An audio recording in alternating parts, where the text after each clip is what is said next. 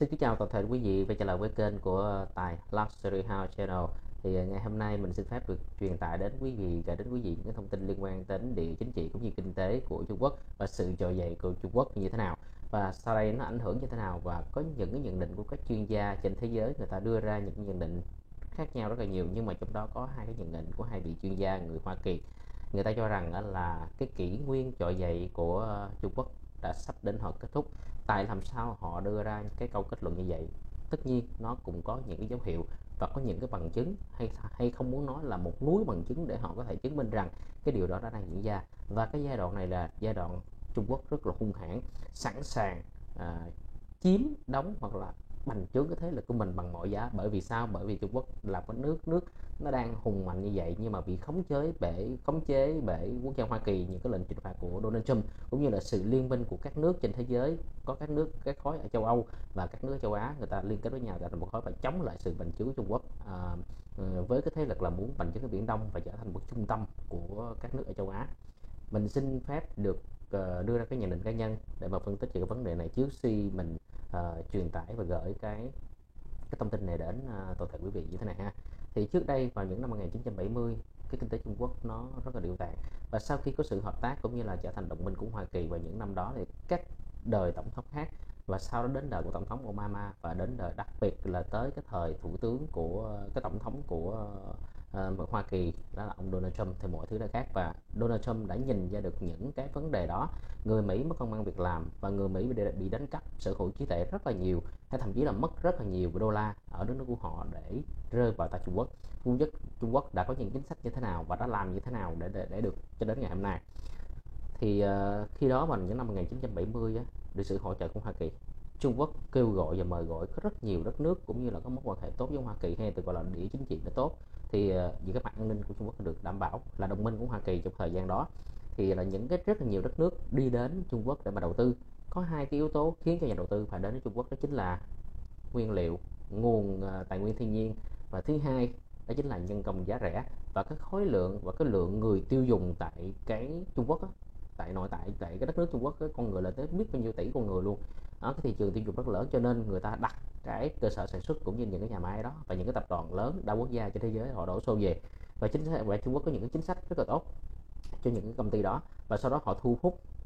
tiền bạc rồi về, họ lấy được những cái mà sở hữu trí tuệ, dựa vào cái chính sách là hỗ trợ, rồi là nhân công giá rẻ, rồi cái nguồn tài nguyên ở đó rất là tốt, và có những cái chính sách mà nó quản lý về vấn đề môi trường tại Trung Quốc cũng hơi lỏng lẻo, cho nên tạo điều kiện thuận lợi cho các công ty cũng như các nhà máy họ đặt tại đây. Nhưng cũng chính vì những cái điều đó, những cái thuận lợi đó, đã khiến cho Trung Quốc ngày hôm nay bắt đầu phải đối mặt với rất nhiều khó khăn, và đã cản trở cho sự phát triển của nền kinh tế của Trung Quốc. Về mặt chính trị thì Trung Quốc ra sức bành trướng và tạo rất là nhiều áp lực, dùng tiền bạc, dùng thế lực, dùng quân sự để mà áp đặt, hay là gọi là cướp lấy nhiều miền đất ở vùng đảo và ở Biển Đông, cũng như là cho những cái đất nước nghèo vay mượn tiền bằng cách đó là thực hiện những cái dự án với hàng tỷ đô la mà Trung Quốc viện trợ, với những cái điều kiện mà do Trung Quốc đưa ra, và tất nhiên những chính phủ nơi đó phải bắt buộc chấp nhận theo. Và đó là cái cách để họ làm chủ cuộc chơi. Thì với những cái chiêu bài như thế, bắt đầu họ bành trướng. Và Hoa Kỳ vào những năm 2000, vào những năm 90, và đã bắt đầu bước qua năm 2000 cho đến 2010 mấy, bắt đầu là sau cái thời của ông tổng thống Obama tới thời của tổng thống Donald Trump. Và ông đã phát hiện rất là nhiều điều trước đây, nhưng sau khi ông đắc cử tổng thống, ông bắt đầu thực hiện những điều này bằng cách ra các lệnh trừng phạt. Và lúc này là lúc Trung Quốc bắt đầu đổi mặt. Tất cả những gì Trung Quốc đang thể hiện ngày hôm nay cho tới tận bây giờ, bằng cách là đưa những cái chiến lan hay là những con mà sói gì đó đi ngoại giao để mà la hùng hổ lên giữa các đất nước ở Liên Hợp Quốc, hô hào hùng hổ lên. Nhưng mà thực sự điều đó nó đang che đậy cho sự yếu ớt đi của Trung Quốc về vấn đề quân sự, về vấn đề mà dân số cũng như là thu nhập bình quân đầu người của Trung Quốc ở những thập niên 70 cho đến tận bây giờ, cho đến năm 2010, thì cái thu nhập thu nhập bình quân đầu người của cả quốc gia đã lên gần 40%. Rồi cái vấn đề mà nó hỗ trợ về rất là nhiều thứ về vấn đề mà môi trường cho những cái doanh nghiệp đến đây. Thì bây giờ nó lại đối mặt với vấn đề là cạn kiệt nguồn tài nguyên thiên nhiên, bởi vì khi mà sản xuất tại đó Trung Quốc nó cung cấp cho rất là nhiều đất nước về những cái tài nguyên thiên nhiên, thậm chí là đất hiếm, rồi nó cung cấp rất là nhiều, cho nên tới bây giờ nó đã cảm thấy có dấu hiệu cạn kiệt. Và điều thứ hai đó là gì? Cái tỷ lệ dân số già đi tại Trung Quốc nó đang dần nhiều hơn. Và áp dụng, bởi vì Trung Quốc nó có thiết lập ra một cái luật là sinh một con, vợ chồng chỉ sinh một con thôi. Áp dụng cái chính sách đó bắt đầu là cái dân số già đi, và người ta dự đoán, những chuyên gia có những cái con số cụ thể, họ dự đoán tới năm 2025, thậm chí kéo dài đến 2035 thì cái tỷ lệ người già tăng lên rất là nhiều, và tỷ lệ bị thiếu hụt lao động tại Trung Quốc bắt đầu là nó thể hiện rất là rõ rồi. Chưa kể là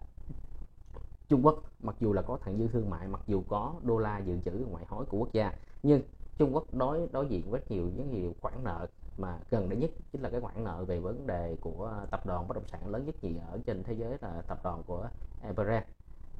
và những cái điều khác nữa mà chút xíu đây các bạn sẽ được nghe rất là chi tiết khi mà mình truyền tải các thông tin này đến cho quý vị. Thì kể ra cho quý vị để biết, thì hai cái chuyên gia người Hoa Kỳ này, người ta đã đi ngược lại với một số chuyên gia nhận định khác, và tất nhiên họ có những cái bằng chứng nó thuyết phục cho người nghe, nó thuyết phục cho chúng ta là tin rằng kỷ nguyên trỗi dậy của Trung Quốc bắt đầu, nó có dấu hiệu sắp kết thúc rồi. Nhưng trước khi nó kết thúc, nó rất là hung hãn, nó giống như là một con thú dữ rồi đó. Khi một đất nước đang giàu có, đang tốt vậy đó, họ đang cần, khi mà giống như là phát triển và vươn lên, họ muốn đứng đầu cả thế giới, thay thế vị trí của Hoa Kỳ và trở thành một cái đất nước trung tâm của toàn châu Á. Và đặc biệt là ý định của họ là muốn chiếm lấy là cái đảo Đài Loan để độc chiếm Biển Đông luôn, để đứng đầu các nước ở Tây Thái Bình Dương. Thì cái điều đó là Mỹ hoàn toàn không thích, và họ đưa ra rất là nhiều chiến lược, thậm chí tới bây giờ là thời của ông tổng thống là Joe Biden hiện tại bây giờ, tất nhiên họ vẫn có những cái chiến lược, cái chính sách để mà khống chế được cái sự bành trướng của Bắc Kinh. Và các bạn biết đó, khi mà liên minh rất là nhiều nước trên quốc tế cộng lại với nhau để mà chống lại sự bành trướng của Trung Quốc, thì tất nhiên Trung Quốc cũng hơi mệt mỏi đây. Liệu rằng họ có thực hiện được ở Trung Quốc, Đảng Cộng sản Trung Quốc có thực hiện được giấc mơ bá chủ hay không? Để mà rồi một số cái chính sách của Trung Quốc như là một vành đai một con đường, rồi giấc mơ là mộng làm bá chủ của thế giới nữa, rồi đây có thực hiện hay không, hay đang trong cái sự chuẩn bị là điêu tàn nha quý vị nha. Thì để không làm thời gian của quý vị nữa, chỉ là một vài nhận định cá nhân, những cái thông tin mà mình biết được mình chia sẻ với quý vị thôi. Thì sau đây xin mời toàn thể quý vị đi vào nội dung chi tiết để chúng ta có biết được những cái bằng chứng như thế nào mà tại sao hai vị chuyên gia này cho rằng sự trỗi dậy của Trung Quốc đang sắp đến hồi kết thúc. Xin mời toàn thể quý vị. Kỷ nguyên trỗi dậy của Trung Quốc đang suy tàn. Dưới đây là nội dung phân tích của hai chuyên gia. Thời gian của họ không còn nhiều.